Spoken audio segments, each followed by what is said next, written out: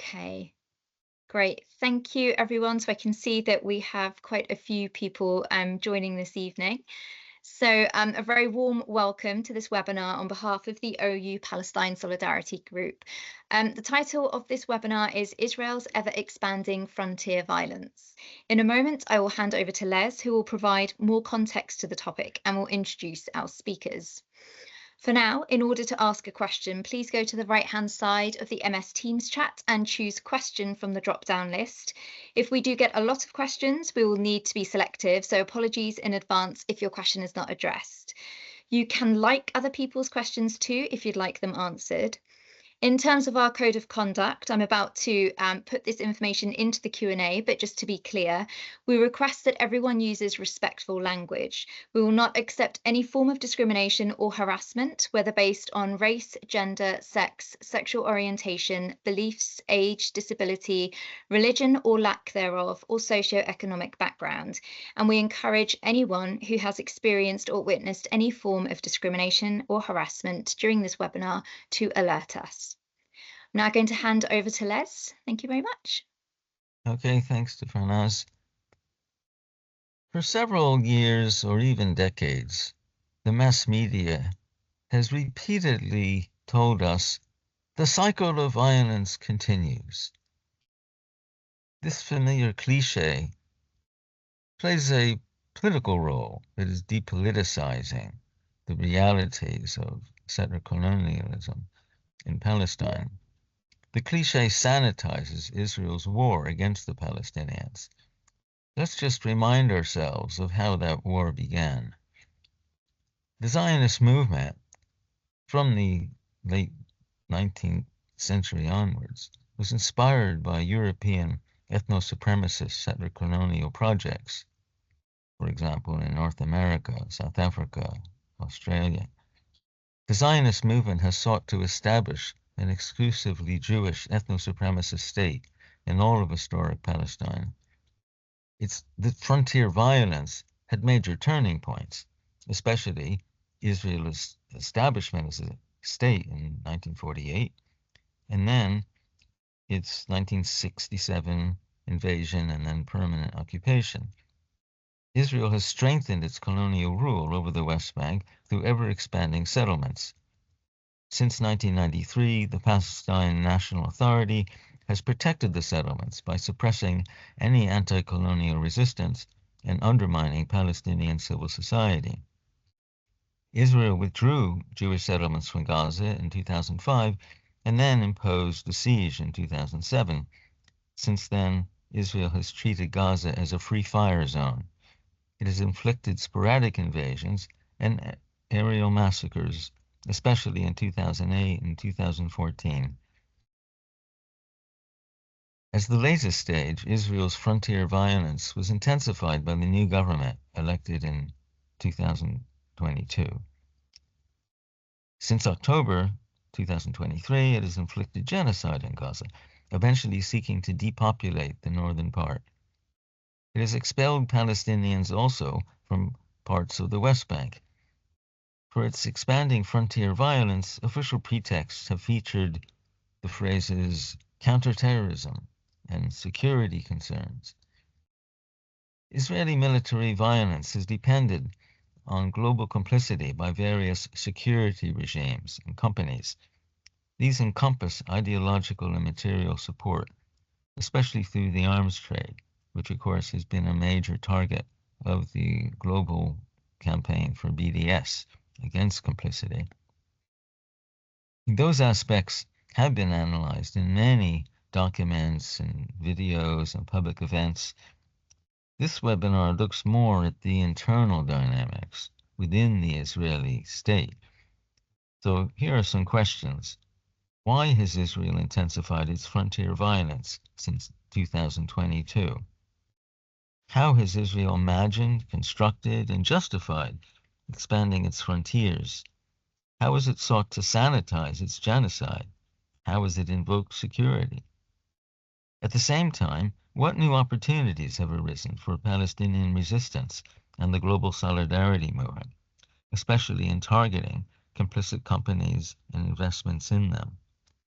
But today, we have 3 speakers.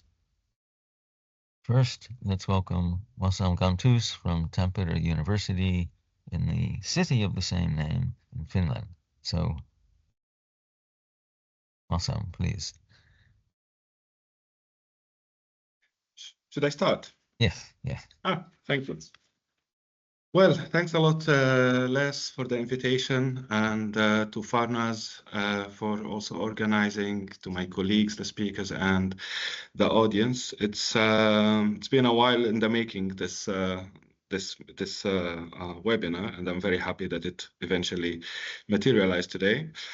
So there's a lot to speak about Israel's ever-expanding frontier and its intensification, especially today in Gaza. However, I thought to give just few kind of flashlights about the concept of frontier. What do we mean by that? And then kind of a quick reading of Israel's ever-expanding frontier, and also de-exceptionalizing by linking Israel with other frontiers on a global level.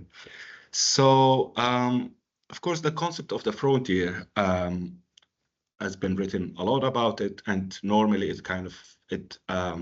speaks of 2 or more social forces that clash with one another, who acquire different social, economic, cultural, and so on formations. Yet, when we speak about Israel today, or about today in general, in contemporary late capitalist, we track frontier expansion to European modernity, and especially in its 3 frontiers that are constantly expanding, which is basically the colonial frontier, which is similar to the settler-colonial frontier. However, it's more about exploitation. It's about breaking native societies, social fabric, and modes of being in the world, exploiting their bodies, their resources, but also incorporate them within capitalist system as consumers as well, which Marx called primitive accumulation.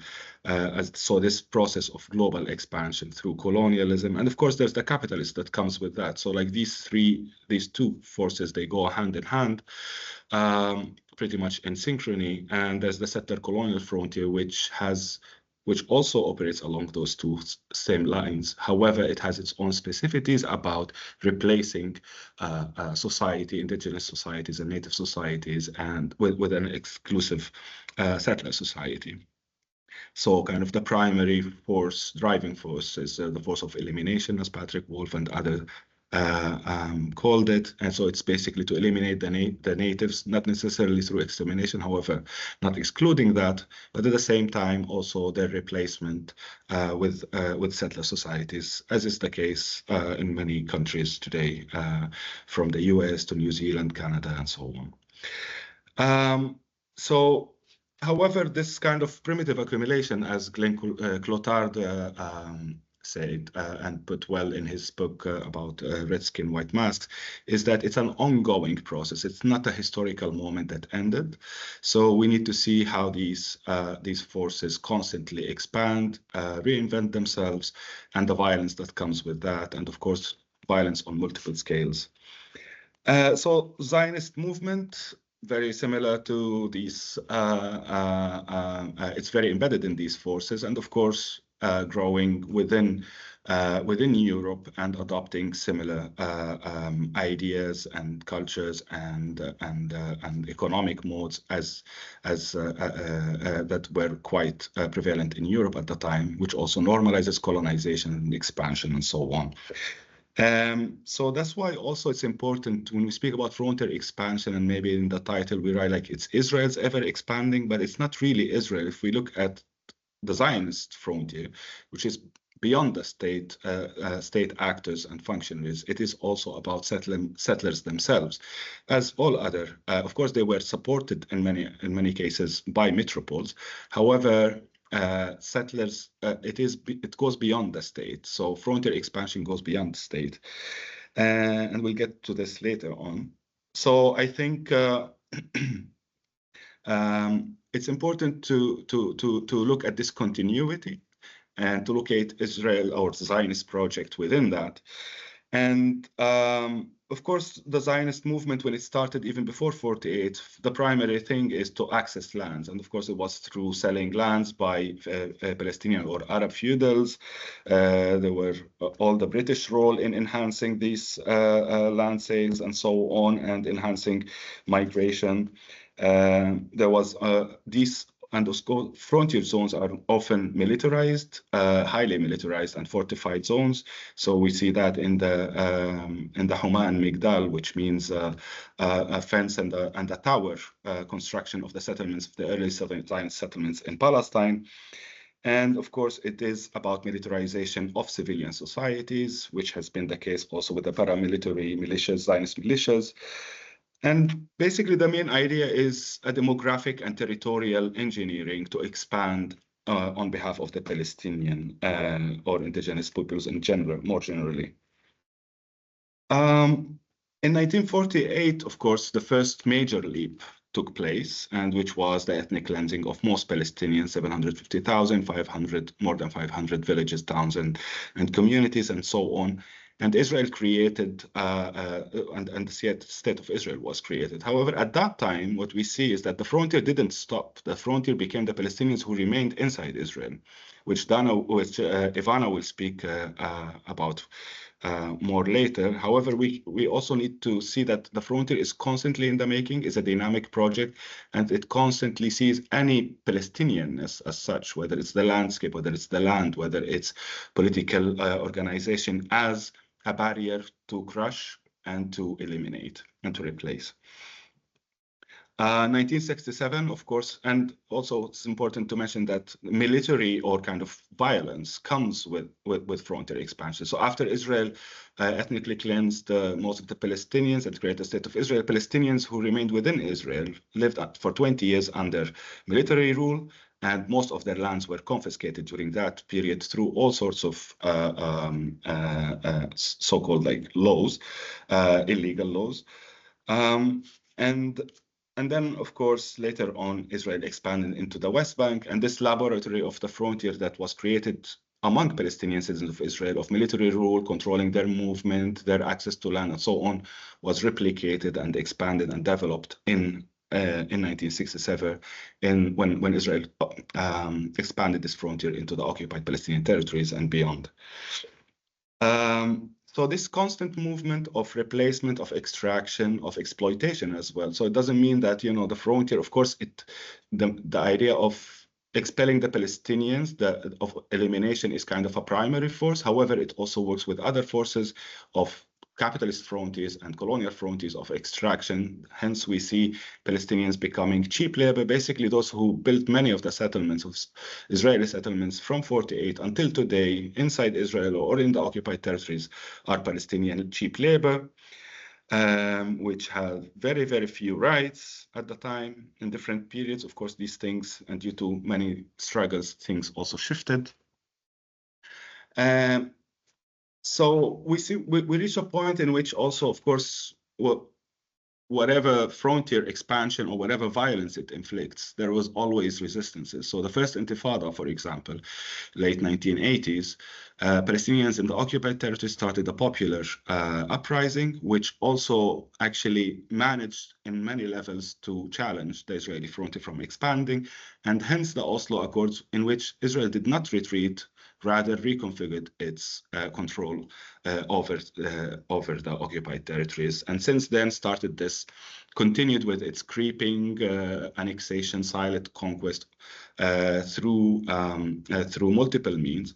It's also important to mention that frontiers are spaces of excessive violence, but also of hybridity. So it doesn't only that the state operates there. Settlers and civilianized forms of colonial actors are at play, and this is also part of Israel's reconfiguration as a neoliberal state, but it's also a way in which Israel expands, primarily since the late 1970s, when Israel as a state said, okay, we're not creating new settlements, however, settlers are allowed, so it can outsource frontier violence to settler movements, which today we have hundreds of settler movements, NGOs, and so on, who operate from vigilante groups to policing to herding and so on. many different ways to expand Israel's frontier. Now, it's important to mention that there's also some tension normally between colonial centers and frontiers and its particular dynamics, and the violence of the frontier never stays in the frontier. It always reverberates back, or whatever, or what Aimé Césaire called the boomerang effect. So there's always a dynamics in which the violence that Israel inflicts in the frontiers always comes back to Israel. This we can see if we see like in the long history where of course the colonial centers normally try to regulate and guide frontier expansion. So for example, settler violence, when it becomes too extreme, too excessive, and Israel could lose like on other stages such as like international law, such as media and public opinion, then they would kind of prosecute those settlers. However, the violence, the role of the state in this case is to regulate the violence, keep it on a kind of acceptable level, because without violence, there's no frontier expansion. And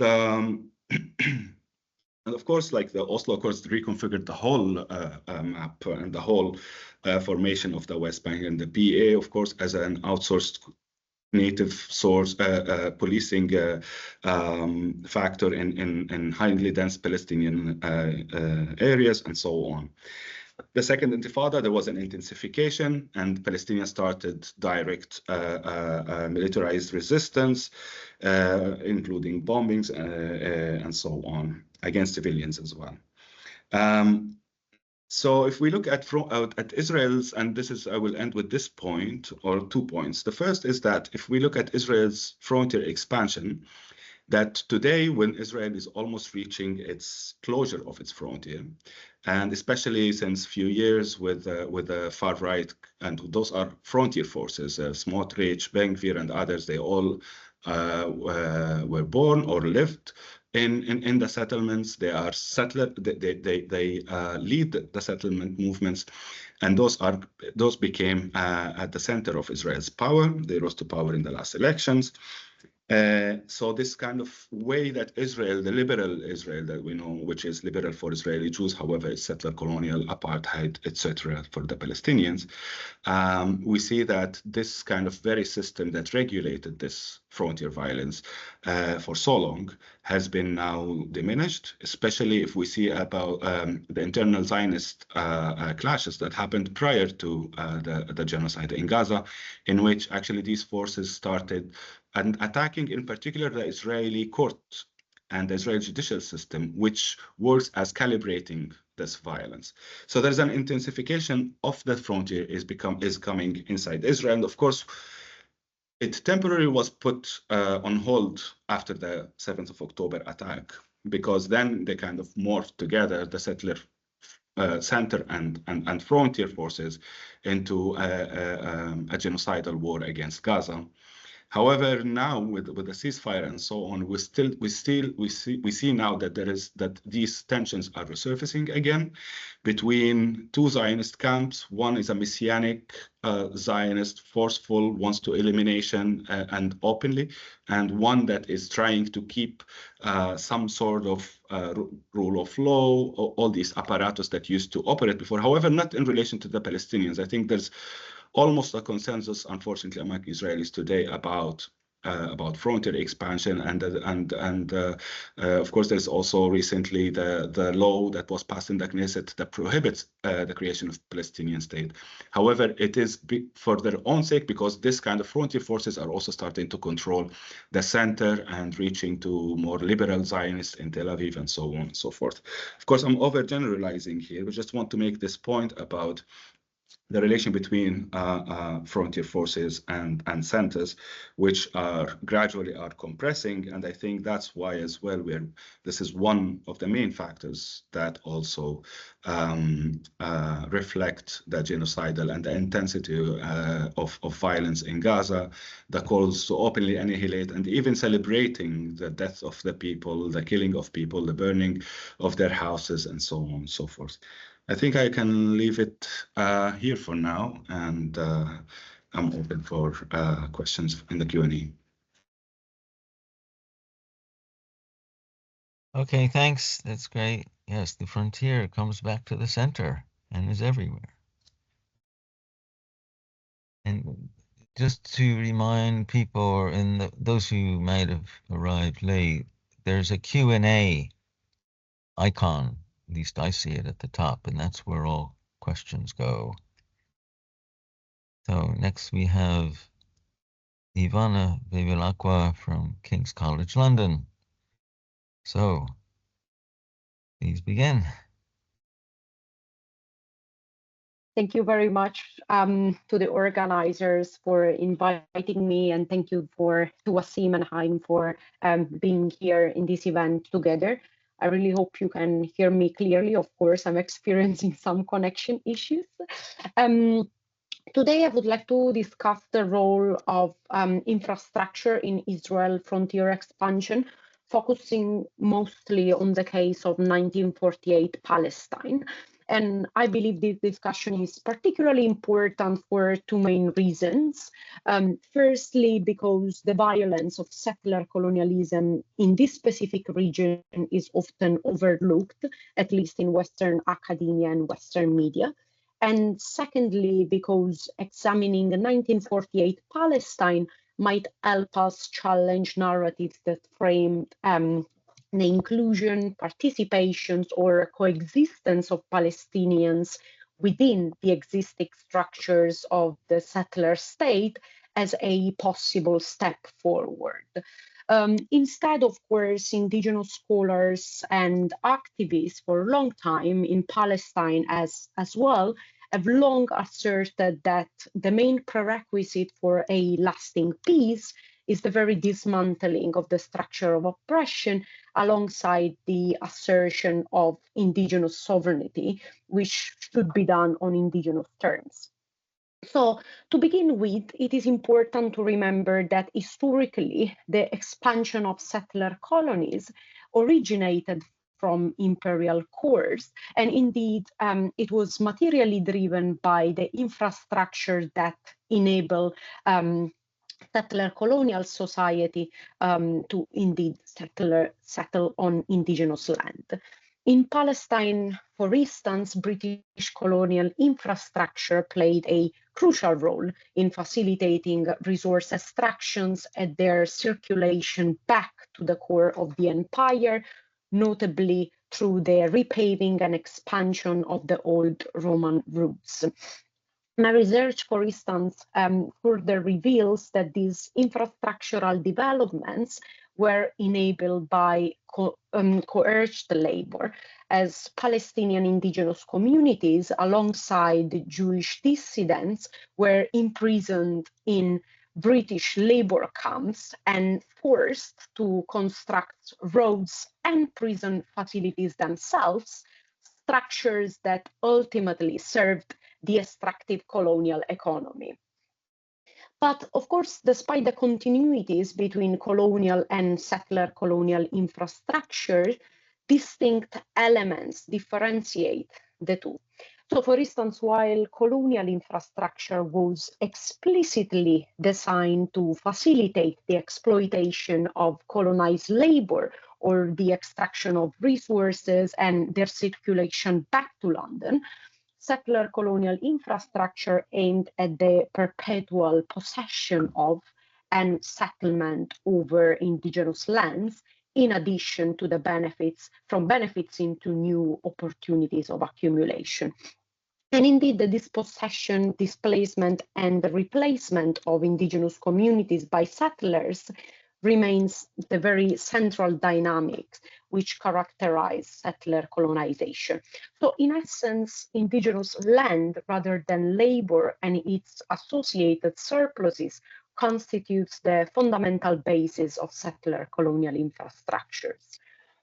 Now, taking into account the inherent unfinished and imperfect nature of settler colonialism, the colonization of the frontier through infrastructures, in my opinion, should be conceived as a continuous mechanism aimed at redefining but also concretizing domination into space.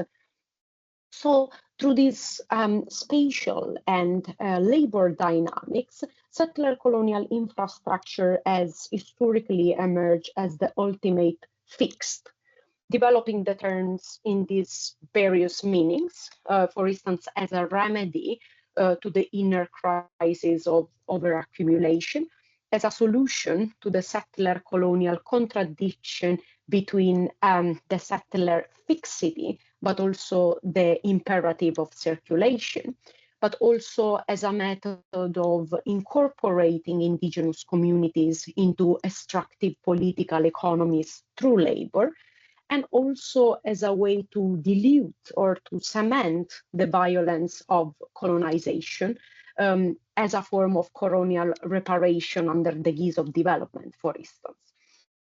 So fundamentally, settler colonial infrastructures serves to fix settler coloniality into space, instilling a sense of inevitability, of permanence, of unchangeability of the colonial predatory relationships established over indigenous sovereignty. But beyond materiality, infrastructure has also a temporal dimension, as indeed in settler colonial context, it operates at different speeds and rhythms. And we are witnessing now undoubtedly an acceleration of dispossession of what my colleague here, Wasim Gantous, along with Mikko Joroden, had already defined in 2022 as Dromo elimination. So, in other words, what we are experiencing now is a process of spectacular violence involving not only the Israeli state, but also international actors, civilian actors, both within and beyond Israel. However, for a long time, Israel has also been expanding its internal frontier within 1948 Palestine through less visible forms of infrastructural violence. So beyond the architecture of the occupation as we are used to think about it. But while these forms are often neglected, I believe that they are equally important for developing a more holistic understanding that complicates the analysis of how dispossession works. Indeed, indigenous communities have been variably invited, persuaded, or compelled to integrate into the newly defined neoliberal spaces within Israel. And this integration seeks to absorb indigenous territory into the neoliberal mode of accumulation, significantly redefining class, labor, property, and race relationship in the process in order to turn Palestinian communities as a subject of Israeli capitalism. This, of course, occurs in a context where indigenous land is appropriated not only through violent means, but also increasingly through legal and administrative artifices of British origins. And indeed, it is crucial here to remember that colonial cartography was instrumental in transforming indigenous land into property, shifting it from a relational entity to a readable matrix, fragmenting it into a flat mathematical plots of individual ownership. And likewise, spatial planning took root in 1921 when the British administration, shaped by colonial circulation and architectural knowledge, introduced new planning statuses across the empire.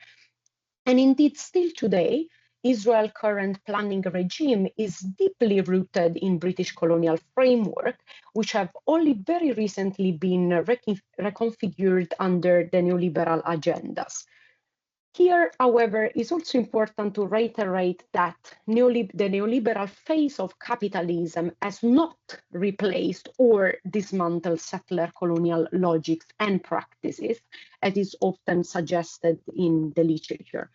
Rather, it has shaped some of the principles, some of the mechanisms and the forms through which these logics and practices are enacted. But we can see how this possession is still ongoing. For instance, in the Triangle region I look at in the 1948 territories of Palestine today, this has been done through mechanisms such as the institution of admission committees since 2011. So basically, these committees wield a near absolute authority to approve or reject residency applications in Israeli Jewish locality, just based on the arbitrary social suitability criteria or perceived risk of damaging the socio-cultural fabric in a given locality. And unsurprisingly, this legal framework has enabled a systemic discrimination against 1948 Palestinians. We also witness a redefinitions and shrinking of Palestinian municipal boundaries since 1948. And crucially for my research, also the denial of building and planning permits to Palestinian locality, which effectively renders numerous Palestinian neighborhoods within 1948 Palestine as illegal in the eyes of the Israeli state, and thereby exposing Palestinians to a constant threat of demolition. So in this context, an increasing number of Palestinian communities are increasingly seeking better living standards near their hometown, but within Israeli cities such as Carmiel, Upper Nazareth, and Malot, for instance. And while some scholars have prized these processes as examples of decolonizing gentrification and urban decolonization, we know that the real estate market here is used to mobilize and mitigate the effects of settler-colonial dispossession. This new mechanism, in fact, transformed the struggle for radical change, corrective justice, and decolonization into a depoliticized individual and private endeavor. Moreover, these transactions also obscures the entrenched colonial structures that continue to deny indigenous communities access to land and properties in their own terms. And as a result, they basically act as redressing and assimilating mechanism, which risks preserving even the image of the settler colonial state as a democracy. Now, at the same time, Israel's frontier has also expanded outwards, and this is evident in various projects tied to global circulation, ranging from gas to technology, through which Israel has sought to normalize its presence in the region. However, the increasingly globalized nature of Israel's expansion has also led to disruptions across different sections of the supply chains. And these interruptions of the circulation, for instance, of arms and trade, not only materially obstruct the flow of goods currently sustaining the genocide, but has also served as sites where indigenous communities worldwide are reclaiming jurisdiction and sovereignty through insurgent practices, enabling forms of self-recognition that exist beyond the settler-colonial state telos. We have seen groups like the Indigenous Water Warriors in the US blocking worship carrying weapons to Israel, for instance, or workers in Palestine calling for international solidarity. And we also see movements across the world responding to these calls at various points across the supply chain to target complicit actors and spaces. So to conclude, speaking from London and reconnecting to what Wasim just said, what is evident is that these expansions in their various forms, scales, and spaces, both inside and outside, show that the frontier is now coming back and is returning to its core.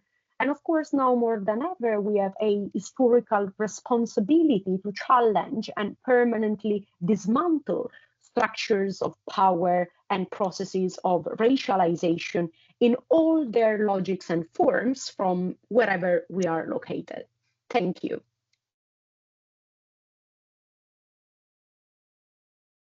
Thanks. Yes. Well, that enriches the concept of frontier violence to include, of course, the Western complicity. So before I introduce the final speaker, please do put questions into the chat, because we don't see any yet, and we're not sure the chat is working. So please do put questions, and that will reassure us that it is working. Okay, final speaker now, Professor Haim Rashid from School of Oriental and African Studies, SOAS, in the University of London. Thank you. Thanks for the organizers, and also for my two colleagues on the panel that have made my life easier, but also more difficult, because I would not like to repeat what was already said. So I'll try and do that. First of all, about Zionism generally, Zionism and Israel never had any borders or boundaries. This is probably the only state in my lifetime which never had agreed borders since its inception. And this is by clear choice. It is typical, though, of settler-colonial occupations, say like the ones in North America, Australia, etc. And Israel is probably the last colony in history. I certainly hope so. We don't see new colonies being established. Now, the concept of boundary and borders in Zionism is very interesting. There was never a boundary that they would not advance beyond. Yeah. The Herut party, for example, was opposed to the normal meaning of the Zionist project, which was, occupying Palestine as a whole without its indigenous population, of course. And this was very much the intention in 1948, or I should say since 1947, because the war enabled by the partition resolution of the UN, the Nakba as we know it, started less than a week after the resolution was passed, because Israel accepted the resolution, but not its wording. In other words, it wanted to have as much as Palestine as possible, even before the state was established. And a lot of the parts of Palestine that were allocated to what was called the Arab state were taken before the 14th of May 1948. Indeed, certain researchers have claimed, I think accurately, that 2/3 of the Palestinian refugees were already refugees by the 14th of May 1948. As you know, the UN allocated 55% of Palestine to the smallest group, the smallest group of the Israeli Jews, or the Zionist Jews, I should say, made up less than 1/3 of the population. And of course, the reason they made up such a large part of the population was the British mandate and the enabling of Zionism. But even though they made up around 32, not even 32%, they were offered 55% of Palestine. This obviously was not just unfair, but it was glaringly racist and totally illegal. But that wasn't enough for Zionism, and they started a war by which they have managed to capture 78% of Palestine. Now, before Israel, the concepts were either for the whole of Palestine, which was the position of most Zionists. The right-wing Herut party, that Begin was the leader by then, wanted what they called basically they wanted both sides of the River Jordan. The refrain of the party was, two banks has the Jordan River. One is ours, and so is the other. And so they wanted what was then called Transjordan as well, and they did not make any bones about that. Now, in historical Zionism, they even talked about not the river to the sea, but the river to the river. That is the biblical promise, supposedly, from the Euphrates to the Nile. So there were already maximalist concepts of any boundary. These are not borders, of course, but any boundary of the Zionist project that were substantially, larger than Palestine. Now, one of the questions that the chair asked us is, why has this all intensified since 2022? There are many answers to this question, and I'll just make two. 2022, of course, was an election year. November was when Netanyahu re-won the leadership of Israel as prime minister, and he has put together the most right-wing and the most extreme government in the history of Israel.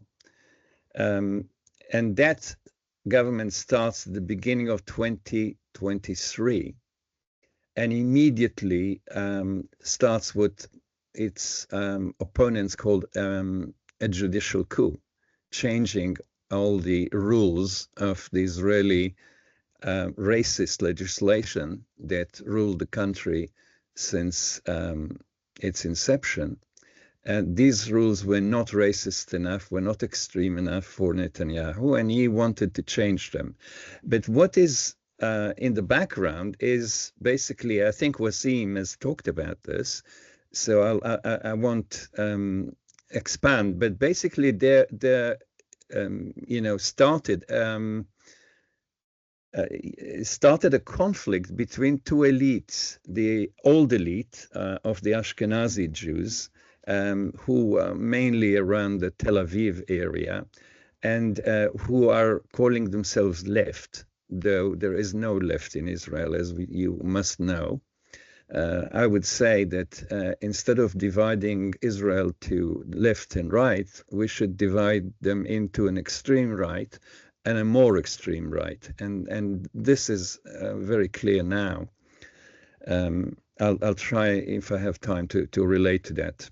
Now, starting in 2023, those two elites are fighting over Israel, and that mainly means fighting over the army, because the army at that point is still in the hands of the old elite, though most of the society already has passed to the hands of the new elite, of the settlers, the religious parties, the right wing of Netanyahu's and the settler parties, etc. So this struggle between the two elites is making waves everywhere, because Israel is clearly becoming the most divided society on earth.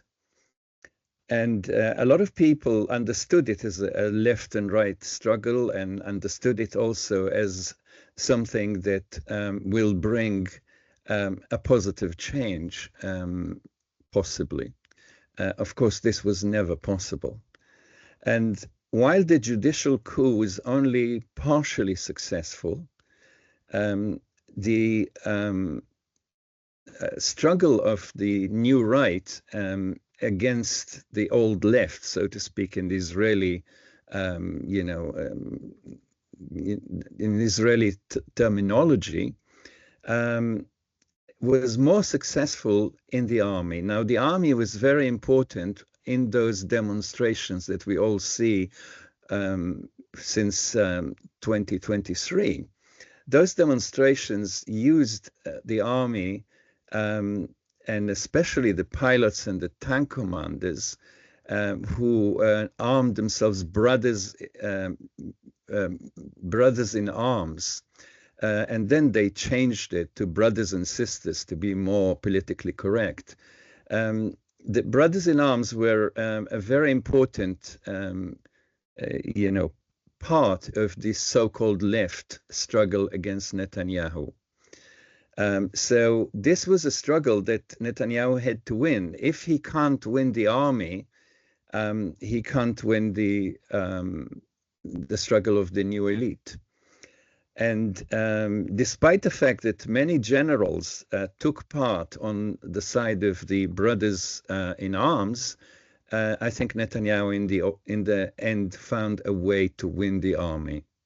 And what he has understood is that because people, the brothers in arms, for example, said, we will not come to serve in the reserves, he had to engage them so that they must decide if they really serve or they do not serve. The 7th of October supplies the perfect opportunity for Netanyahu.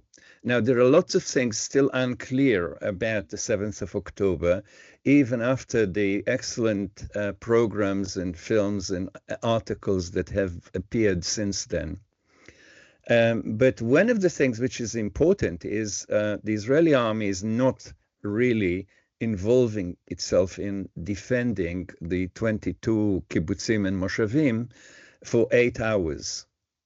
And that's very difficult to explain away because, a lot of the army is sitting half an hour's drive from Gaza. And of course, there was a lot of army around Gaza and in the kibbutzim themselves, etc. So there are people who are speaking quite openly in Israel about, some kind of political stroke military plan. And we will find out in the fullness of time if they are right. I suspect there is some truth in this, that in order to have a casus belli, they allowed not just Hamas and Jihad and the other organizations to kill both soldiers and civilians, but actually killed a lot of them themselves under the special directive that allows them and demands that they do that they kill Israelis rather than allow them to be captured alive. And this was, clearly supported by the evidence of the pilots that shot Hellfire missiles from their helicopters. And this way they burnt a few hundred cars heading to Gaza, and many of them had people from the Nova that were taken by the Palestinian organizations. And they died together in the terrible fire that Hellfire, quite carefully named properly, is causing when it explodes 2,000 degrees Celsius fire. Of course, Hamas doesn't have that type of ammunition, and these people were killed by Israel.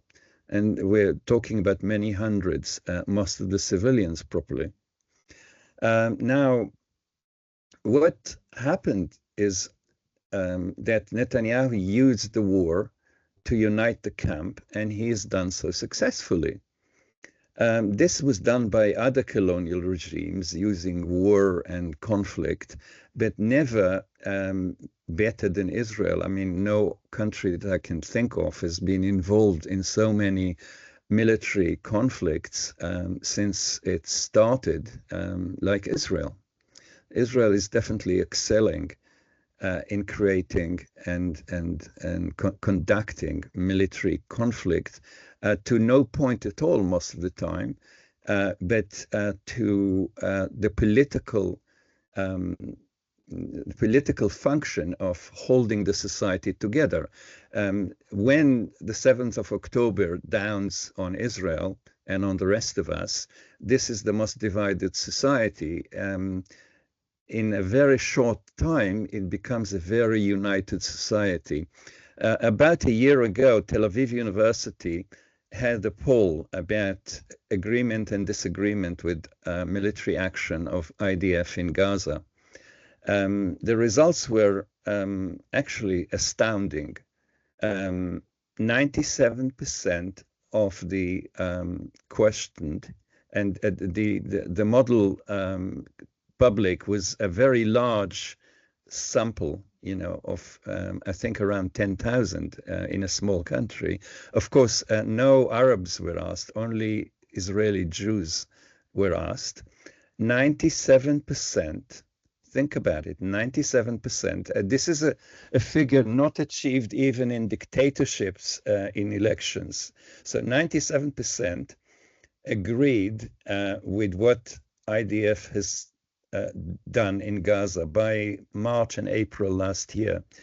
54% of the 97% thought that it wasn't harsh enough. So if you are looking for a united society, Israel has become a totally united society in its hatred and in its crime of genocide in Gaza. Arguably, it's the first and only democratic genocide that we can speak about in our history. So this has served Netanyahu very well until recently, and now he understood that as the opposition started organizing about the issue of the Israeli prisoners in Gaza, he understood that he has no choice. And of course, there was a pressure from the Trump government on him that he has to agree to a ceasefire. But no doubt they will find a way of breaking it, which is what they're all talking about. So the other question that was asked, which I think is very important, and I'll be brief here, is about the ever-expanding frontiers. Now, there's no time to talk about this in detail, but ever since 1948, Israel has expanded its boundaries, and of course, it doesn't have a final plan. There is no final target for the boundaries in Israel, like all of those, like especially the North American project of settler colonialism. They didn't ever set a target boundary. You take what you can when you can, and this is what Israel has done until now. In 1956, actually, there were even before, after 1948 and before 1956, Israel has taken the what is called the triangle from Jordan, and it has taken a whole zone that was basically a zone of, no arms were allowed in that zone around Gaza. It has taken that zone that was supposedly there to protect Gaza. They have taken it. So these were small in comparison to what they did in 1956 when they took the whole of Sinai and Gaza Strip. And of course is much smaller than what they have done in 1967. And of course, since then, even as we speak, in the last week or two, they have taken even more than what they already had in Syria. They have taken southern Lebanon a whole number of times, and especially recently in the war with Hezbollah. And they're talking about other areas as well. Now, they use the concept of security, the meme of security, as a total control. They understand security of Israel and Israelis, Israeli Jews, of course, as a totalitarian concept of control of the whole Middle Eastern theater by military aggression, which should make any negotiation unnecessary and futile. And they never negotiated until they were forced to, and those occasions are few and far between. So security for Israeli Jews, and they agree on that, despite the struggle between the two elites, they agree that this is a total concept. It's an abstract concept and can only be achieved really by genociding or ethnic cleansing of all Palestinians without exception, including those who are Israeli citizens. And this has been raised by a whole number of politicians over the last 16 months, and they are now actually planning it seriously. The PA claimed to its citizens in the West Bank that they are saving them from what happened in Gaza. Well, did they? Think about what they are doing now. They're doing Gaza in the West Bank. And the PA started shooting at resistance fighters in Jenin and then left it to the Israelis to end the job. So I think we can see that those plans are now being carried out with the support of the whole West. And this is a war crime and a crime of genocide, because any country that supports a country that commits genocide is guilty of genocide itself. Do I hold my breath for Biden and others to appear in the ICC? No, I don't. I don't think that is going to happen because the West is not covered in a sense. The fact that Israel is now in the ICC and ICJ both is a first. It never happened before, and yet we are not seeing any acceptance of either ICC or ICJ demands, and no sanctions applied on Israel. Israel has never had any sanctions applied to it. It's quite unitary in that. Now, so security, and I want to come to the end. Security is seen as a concept of securitizing by intervention, continued preventive attacks. There are tens of those in the history of Israel. Incursions, short incursions, long incursions. Think about Lebanon, Gaza, and even before 1956. Actions across borders, beheading resistance movements. There is a relentless and media propaganda war, which is, of course, across the boundaries of Israel and the Middle East. Political censorship that is happening in the West in the main, silencing criticism, doxing organizations within and without Palestine, developing lawfare and character assassination campaigns in academia and in the Western elites, affecting Western societies, social media trolling, political systems within the West with fake news, the IHRA, accusations of anti-Semitism, denying free speech, using terror legislation, which is assisted by Israel to jail opponents. All of these are across the borders, but they are seen by Israel as necessary to secure its boundaries. Last machinery that they use is, of course, the arms sales, which is the main industry of Israel and the main moneymaker of the Israeli state, as a tool of political influence, building dependence on Israel and guaranteeing its support in the UN, etc. Now, the last point is, yes, the fact that new opportunities have arisen for Palestinian and other resistance from the Israeli behavior is quite clear.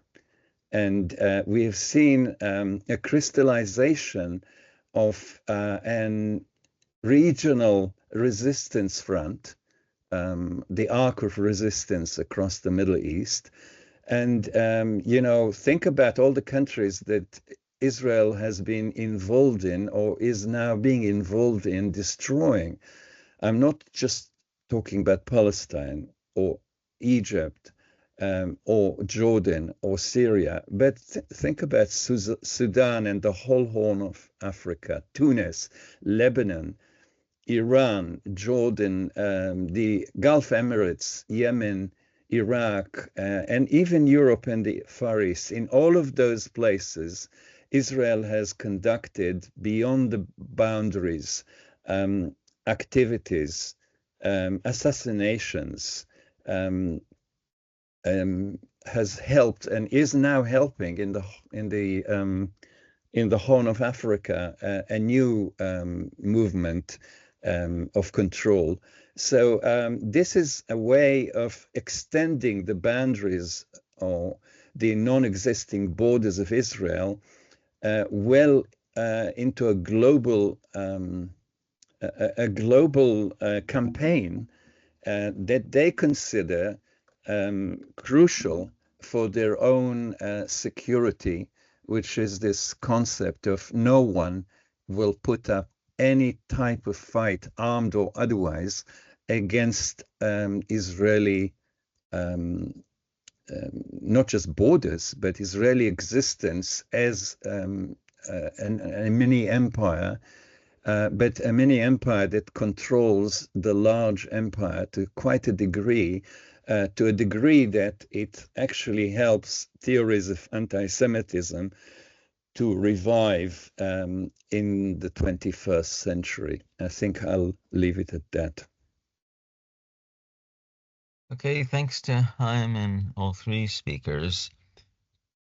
I'll pose a general question and I'll refer to one or two questions in the chat, but then we can go on to them in more detail if we like. Wassim spoke about Israel's frontier violence coming back to the center, meaning the power centers within the Israeli state. But other speakers have spoken about the frontier, possibly with violence, extending to Israel's Western allies, which, of course, have been always central to Israel's capacity to carry out its frontier violence, especially in the genocide that we've seen in the last 18 months. So I'm wondering how we should see that frontier violence as increasingly global. In Anthony Lowenstein's book, The Palestine Laboratory, has illuminated those connections whereby Israel's security model, if we can call it that, has been exported. I mean, both as a political and commercial export by the Israeli regime, because other countries are taking up those methods to suppress their own populations who are protesting or want to protest against their unjust policies. So I would pose the question in that way. How do we see the connection between Israel's invocation of security as justifying its perpetual violence and those security regimes being globalized?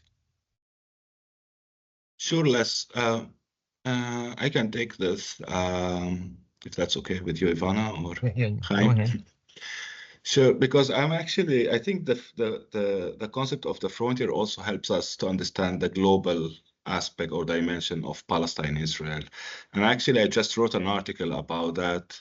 So basically, what I was narrating, and actually, I omitted that last part, which I didn't get to the global aspect. However, I still think I kind of Chaim did already a good job on that. So if in this article, what I basically claim is that if we look at Israel as the frontier of global centers of domination, basically, and if we look at Israel as an intensified frontierity, because I mean, again, we should not exceptionalize Israel or Palestine. I think it's an intensified formation. However, similar political dynamics, discourses of othering, discourses of and actual practices of superiority, of exploitation, of commodification, and so on and so forth. They exist there on a global level today, and particularly in Western, like Israel is more of a Western and maybe more European, but still more of a Western political apparatus that used to regulate these things. So if we look at Israel's violence against the Palestinians as an intensified frontierity, we can see like Israel operates multiple frontiers synchronically. It's a frontier of Palestinian citizens of Israel, as Ivana spoke about, and through all sorts of supposedly, civic means. We see Israel operates against Palestinian residents of Jerusalem, of those who have residency, but they are stateless and can be pushed away at any time. You speak about managing surplus population, so-called, of undesired population, which all countries in Gaza, of course, is the major warehousing of these undesired or surplus populations, and hence kind of become killable in masses. So of course there's that also aspect of Israel, and then of course there's also the frontier in the regional frontier that Israel also spearheads. For example, in bombing in Iraq, in Sudan, in Yemen, in here, in there, in Lebanon. So Israel also as a regional frontier for primary Western centers of domination. And similar processes of security, of intensifications of relations of enmity, or this effect of constant agitation of security is everywhere among Israelis. If one looks at the Israeli society, and of course Palestinians, similar processes also we're seeing, against migrants, against Muslims.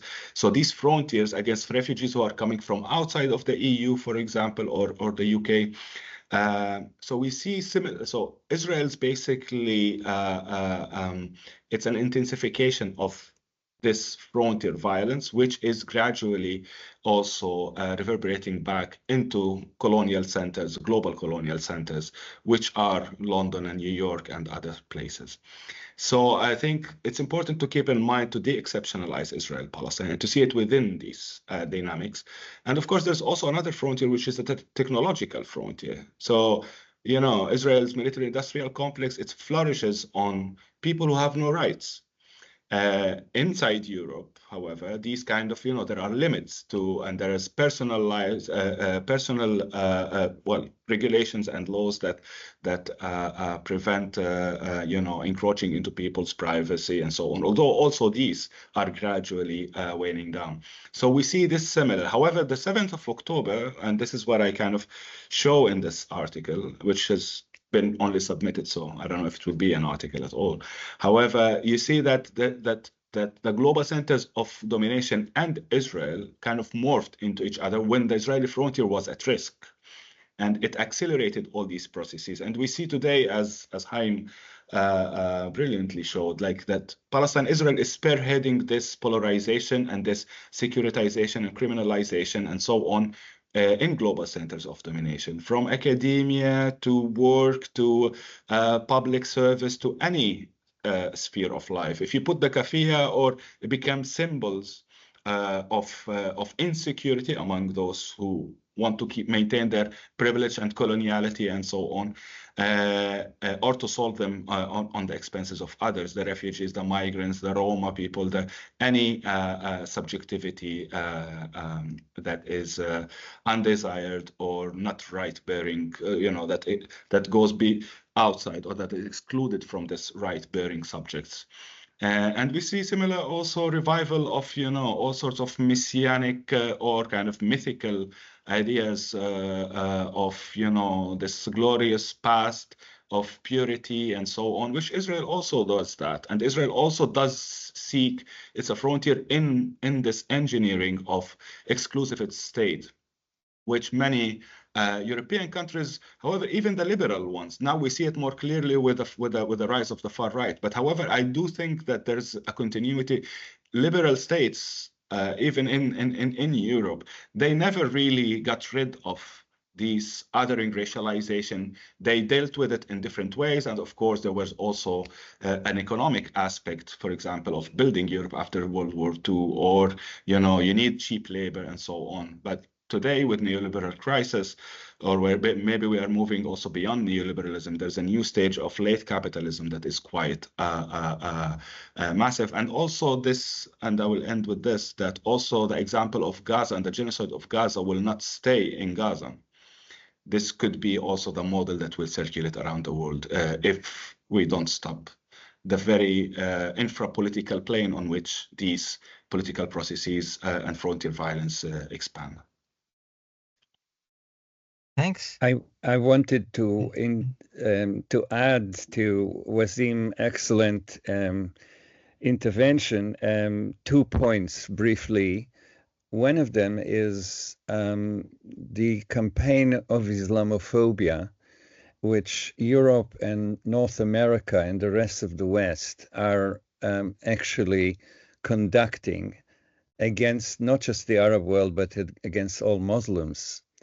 And Israel and Zionists are crucial to this campaign of Islamophobia. I have just partaken in a book about global Islamophobia that will be published by an American university, and where the different people there discuss the fact, amongst others, that Zionists played an historical, important, crucial part in the development of the theories that led to modern Islamophobia. Of course, modern Islamophobia is built on, earlier events, going back to even the Crusades and to the Reconquista in Spain, but modernizing those, Israel has played a very important part in that. And the second point, which relates very closely to what you said, Wasim, is in a sense, Archbishop Tutu has put it beautifully when he said, none of us is free until Palestine is free. And I think that's what you talk to. We now see the truth of that statement very clearly everywhere in the West. I was one of more than 400 people arrested in London and other parts of Britain over the period because I spoke in support of Palestinian resistance. And basically, we have lost our freedom of speech in the West. We have been silenced, we've been doxxed, we've been made terrorists because we are actually taken to court under terror legislation. This is an Israeli innovation that the West has adopted. So this is now Gaza has become a global example. This is what happens to those that don't follow our orders, and people understand that and are very frightened everywhere. Joe genocide wouldn't stop the genocide because it was serving the declining empire. And you know that empires become more dangerous as the decline is steeper. This is what history tells us. The decline now of the United States and the rest of the West is fast. Ukraine shows this more than anything. And this is when they become very dangerous. Thanks. And Ivana? Actually, there were a couple of questions in the chat that I found intriguing. So if you don't mind me taking them, one is about political education, and the second one is about indigeneity. So to answer the first one, I think that in order to improve political education on different sides of the frontier, the first practice we should enable is recentering the perspective and practice of Palestinians and other indigenous groups worldwide. For instance, there is a mushroom in literature that examines Israel through Palestine, which I found particularly intriguing, and in several encampments around the world, students have staff and in the past years actually engaged in collective readings of scholars like Nahla Habdo or Laila Abulugod, for instance, or Azmi Bishara, Edward Salid, Elias Zurek, which I think are, pillar in the things we are saying now, although of course practices of citations of structures within the Western university always tend to omit these perspectives. Of course, it's not just about readings, it's also about how do we use what we read. It's about organizing, and it's about actively engaging in transformative practices. So universities here, particularly in the Western cities, have a historical role in fostering critical engagement, and as scholars like Pelux argues, in teaching to transgress. So in other words, we should be studying settler colonial regimes, we should be studying structures of power and processes of racializations, but we should not do so just in order to conflate academic fields alone. This should be done to serve as a means to challenge and dismantle them. In so doing, I think that the historical role of political education should be used also as a reminder of how the South African apartheid was dismantled, or how colonial rule was brought to an end, or how the slave system was abolished. The challenge, of course, particularly in Western academia, is that decolonization is becoming a buzzword. However, I still believe that a deeper engagement with history is necessary to understand what resistance was, decolonization, and what liberation truly looks like, and which practices as historically involved. Of course, we should not just transplant them, but readapt these to current events. Then there was the second question, which is very interesting, about indigeneity, which is also what I write about.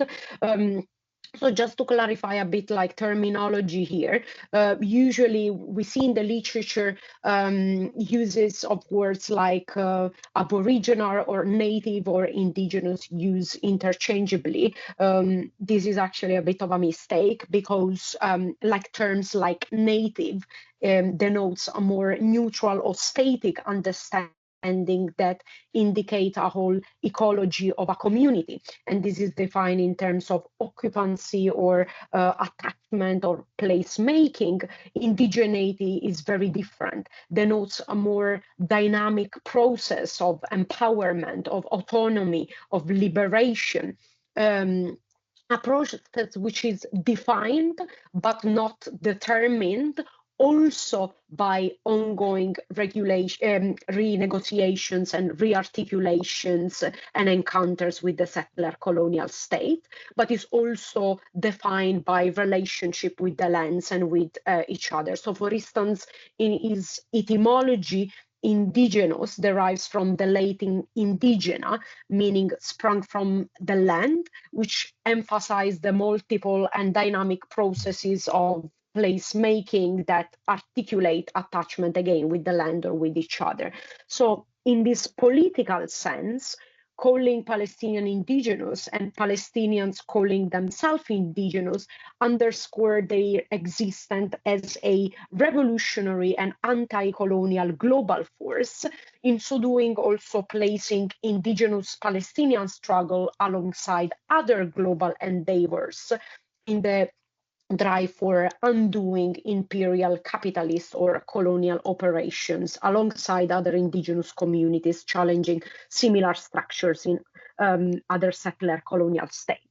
Of course, what is interesting and what we are seeing today is how supremacist regimes from Israel to Europe appropriate the term, the very terminology of indigeneity in different attempts to re-indigenize themselves. Now, it should be noted that this has nothing to do with the political framing of indigeneities as indigenous community use it. So it's important to differentiate that. May I add on indigeneity? Yeah, go ahead. Yeah. Very briefly, 2 points. I think Ivana's intervention is really excellent. I just want to support what you were saying, Ivana, by 2 historical proofs that actually Zionists themselves understand and know this. The first one is a book, an obscure book published in 1915, would you believe it, in Yiddish by the future prime minister and the future president of Israel, Ben-Gurion and Ben-Zvi, who were at the time living in the United States because they were ejected out of Palestine by the Ottomans. They wrote a book whose claim is very simple in the shortest of time that we have here. They claimed very simply that the people of Palestine, the Palestinians, they didn't call them the Palestinians, they called them the Arabs of Palestine, are basically the ancient Hebrews of Palestine. And that they never left. We know that they never left. The people who left were just cadres and very small groups of the society left during the Roman Empire. But there was never an expulsion of Jews. So they claimed that all those people now living in Palestine, the Palestinians, are indigenous because they are the combination of the Hebrews and the Philistines. And in all probability, this is indeed true. And would you believe it? They wanted to convert them all to Judaism so they could control them. They gave up on this plan. So this is the first proof that I can give you that the 2 people at the very top of the Zionist project admitted that there is no connection between no indigeneity between the European Jews and Palestine. The work of Shlomo Zand, his trio of books in the beginning of the century, has proved, I think, beyond any doubt that people like myself and Les, who come from European background, are the result of the Judaification of the Khazar Empire in the 10th century. And therefore, we have no indigeneity, or if you want, what the Israelis are trying to do is find a genetic code that will prove this indigeneity. Of course, they never did, because it doesn't exist, because it cannot exist. So I thought I'll mention those 2 points in support of Ivana's more learned arguments. Thanks. Yeah, excellent combination of answers to that question. And the question also asked whether it would be politically more effective to argue that the Zionist project is a racist, ethno-supremacist, settler-colonial project. Well, of course, and that's the basic argument of the Palestinian call in 2005 for the campaign of boycott, divestment, and sanctions. And that in turn was meant as much as a political education project, as an action project. The two go together, of course. So that argument has been the prominent one for the past 2 decades. We were meant to finish about now, but there are two more important questions somewhat related to each other. So I think we'll take the liberty of extending this perhaps for another 10 minutes or so. So one of them is about the concept Greater Israel, which has always been central in the Zionist imaginary and has been enacted in various stages, in various ways, since the beginning. And now we see its potential meaning with the further invasion even of Syria and of Lebanon. So how do we see that concept Greater Israel being enacted as something more than an imaginary? And that may relate to the other question about the transition, if that's the right word, from the Biden-Netanyahu alliance to the Trump-Netanyahu alliance. What kind of continuities and changes occur in that transition? So you could answer one or both together. So who wants to go first? Sure, I can go. Yes, regarding Greater Israel, I mean, of course, this brings us also to the question of indigeneity, right? Like, so of course, any settler colonial projects always makes an effort to justify the takeover and the dispossession and the killing and the violence. And each settler project had its different histories and different narratives and so on. However, the Zionists, they claimed indigeneity in that sense. So they said, and what they did is that they appropriated Judaism and Jewish history and Jewish mythology, because also the Bible is not as much a historical document as a religious and document. And they created a linear line time, starting with that time, and kind of as if history is about this starting point and so on. And this Greater Israel as well is not a delineated space, right? So each brings their own, as Haim mentioned earlier, some from the Euphrates to the Nile, some about historic Palestine. And I think this very ambiguity is a driving force. And of course, the first Zionists, they knew that it was a made-up project, right? Because they were mostly secular, and created this narrative to create also to motivate religious Jews to move to Palestine at the time. However, now, as we say in Arabic, the magic has flipped on the magician, in the sense that you have the Messianic Zionists who actually believed in this and effectively living this anxiety, colonial anxiety and ecstasy. So to make this story short, it is by design in the first place. And it's never like Smotrich the other day, maybe I don't know if it was when what was recorded, but there's an interview in which Smotrich explicitly say, let's finish with Palestine, and then we see when the interviewer asked him about the Euphrates and the Nile. So it is for some, of course, it is, but I think we also need to think about what are the capacities. Frontier expansion is a global force. Today, Trump speaking about annexing Canada and Panama is not coming out of nowhere. This is the new force. This is the breakdown of liberal democracies, in which, of course, Palestine, Israel instigated. And I would see it as like, what we are seeing today is a continuity, but it's the last stage of liberal democracy. And the mutation that we're seeing from now onward, it would be a different animal.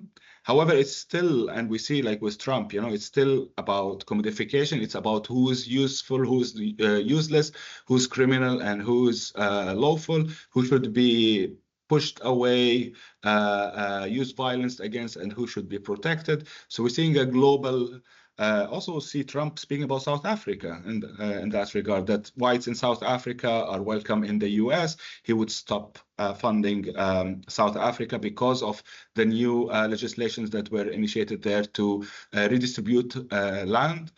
So we see that we are reaching a point in which Palestine, and here's back to also the force of Palestine, because we speak much about the frontier, however, where Palestine becomes kind of a kernel of truth, as John Collins called it, for a whole entire system. And it doesn't mean that Palestinians as such, carry this new burden today. It's just the potential comes from Palestine and from thinking Palestine and from thinking other ways in being in the world and from thinking how to be those instead of the Palestinians. And since it's becoming on a global stage, I think Palestine does teach us a lot. And there's a lot of potentialities to cultivate in Palestine and Palestinian struggle that will also touch on many other issues beyond Palestine, among other people who are facing other frontiers of violence. I also want to add to what you say, Wasim, that this change, I liked your expression, this mutation. I think it is a mutation of the West. This mutation is now globalized, but it started, I think, at the latest in 2003 or in 9/11. Yeah, this is the point from which the lines actually separate. And Trump is indeed very unique in many ways. He is the best actor that ever was a politician in a lifetime. But he's not inventing anything new. The West has started splitting after 9/11, and 9/11 is a hit against the West, not just against America, and they understood it, and this is where the decline really can be noted from. And from that moment, they become so aggressive, it's just unbelievable, and they actually start undermining not just the rule of law in the countries, but globally. The concept of international law has been so undermined that one asks if it actually is meaningful at all. The ICC and ICJ had no choice in the face of this horrific genocide, a genocide shared on social media, which little children are seeing on their telephones, seeing other children being, cut to pieces by bombs. This is performative. Both ICC and ICJ are performative. They perform under pressure. They say, yeah, we think it's genocide. Yeah, it's quite clear that it is genocide, and we should actually have Netanyahu in court. But they know, and we know, that this is purely performative. So I think what has happened is the concept of law itself, not just the authority of international law, but the actual concept of a shared legal system that humanity is indebted and controlled by, is now gone totally. I mean, Wasim gave us the examples, and they are multiplying by the minute. The most amazing one is turning Gaza into the Riviera of the Middle East and villas for the sheikhs of from the Gulf. And that's why it is justified to remove the Palestinians, they tell us. So the undermining of the international law, I think, is the most important of those effects that Wasim was talking about.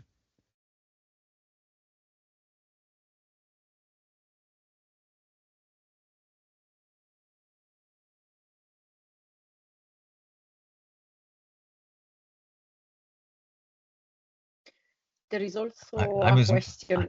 I was muted. Sorry, Les. Yeah. Any final comments from Ivana? Yeah. Actually, I know that it's nearly time to close, so we should wrap it up and bring it to a conclusion, but I like to complicate it a bit. So I would like to take the question on the binary on indigenous, on the indigenous and settler-like binary, which I think is particularly interesting because obviously, there was no time today to unpack this, but the ways in which this has been theorized, it's more complicated than that. So, for instance, people like Patrick Wolf in the literature reiterate this sort of binary between indigenous or not indigenous forces in the literature, while people like Veracini complicate this picture. For instance, say that beyond settlers or indigenous communities, there are also exogenous people that we should consider in this. And I think that, again, the case of Palestine is really representative of many other processes of violence or of oppression that we see worldwide, and also help us rethinking the sort of between indigeneity and racialization processes.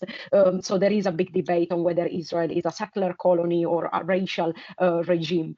And what again I think here is essential to reiterate is that Jewish communities such as Palestinian Jews did exist alongside other Christian, Muslim, Druze, Bedouin, or other Arab communities in Palestine, and that indeed significant tension actually began to emerge with the arrival of mostly European, largely white settlers, which started to recast these processes of racialization through settler-colonial relationship.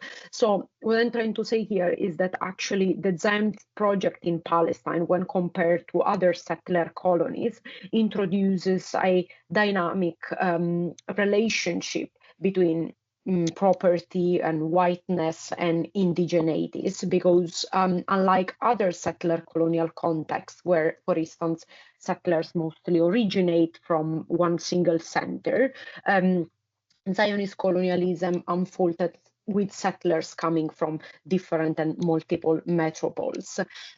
So on the one hand, this influx of pioneers primarily migrating to Palestine from white metropoles somehow, again, complicates the racialization of Jewish people of colors in Palestine, including, for instance, Black Mizrahi or Sephardi Jews, as well as, of course, processes of racialization of Sudanese and Eritrean refugees within these structures, particularly vis-a-vis other communities, for instance, white or Ashkenazi elite.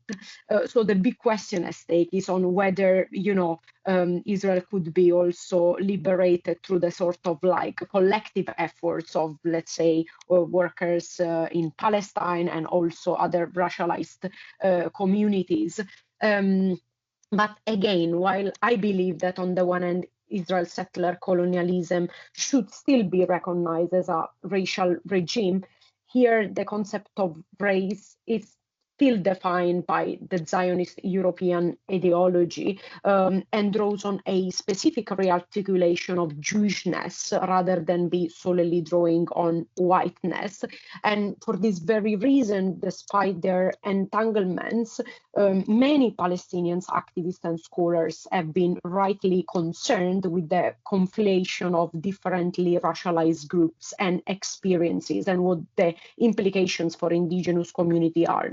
So all in all, I think that while we should acknowledge of the shared histories of racialization among people of color within and beyond Israel, still should be reiterated that Palestinian experiences of dispossession, replacement, and exploitation still locate Palestinians as a differentially racialized group. So I hope that this somehow answered the question on Said, and then on the use of indigenous, native, especially with the use of race as well in this sort of dynamics. Thanks. Well, I'll just make a brief comment in not really a summary, more an agenda for future critical analysis and activism, that we've heard how, yes, the Zionist settler-colonial project has all these specificities, which makes it similar but also different than other settler-colonial projects. This peculiar, Jewish ethno-supremacist ideology, which inspires, in the perverse sense, a fanatical settler-colonial project that continuously expands frontier violence, and becomes, more recently, a global model for ruling elites potentially everywhere to expand the frontiers of international law, which means degrading international law and extending their political power potentially anywhere.